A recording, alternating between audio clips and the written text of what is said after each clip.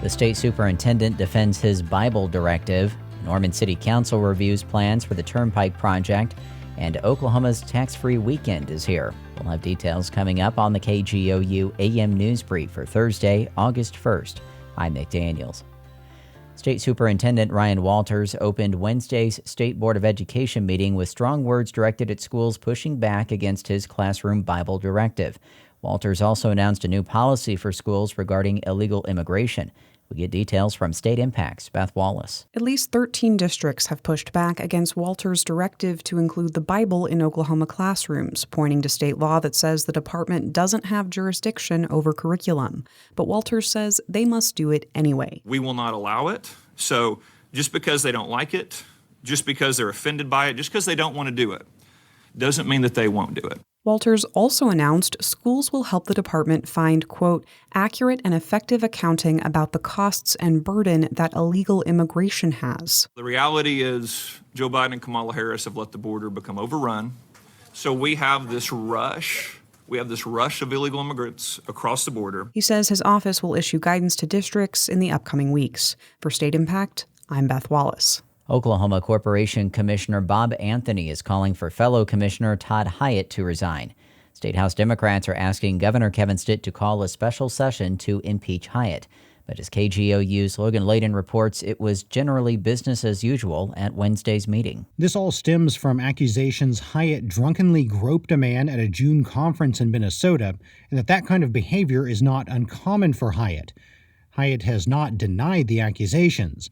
The issue was brought up by Commissioner Anthony during Wednesday's meeting. The behavior that has been described is beyond inappropriate or offensive, and it is no joke. It is horrifying, disgusting, and probably criminal.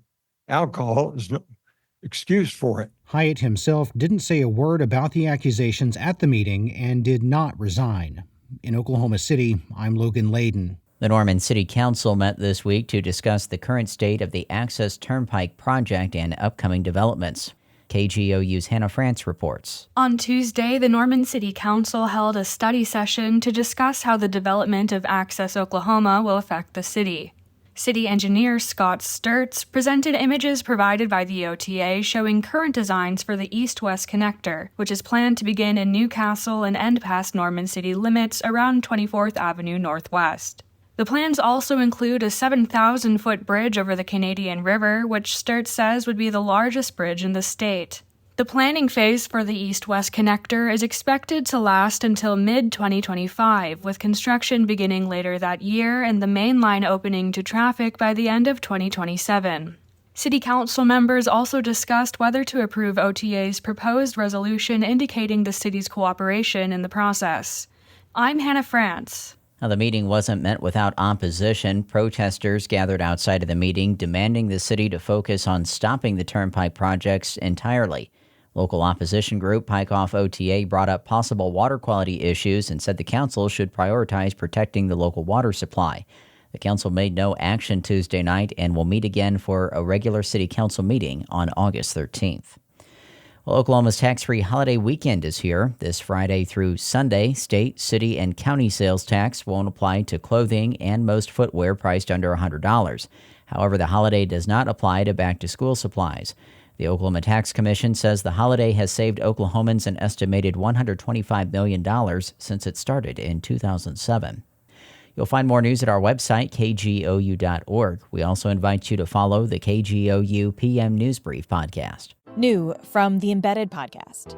Female athletes have always needed grit and talent. But for decades, they've also needed a certificate. There was chit-chat about, is that really a woman? And even now, they're still being checked and questioned. Their story is the newest series from CBC and NPR's Embedded. It's called Tested. Listen wherever you get your podcasts.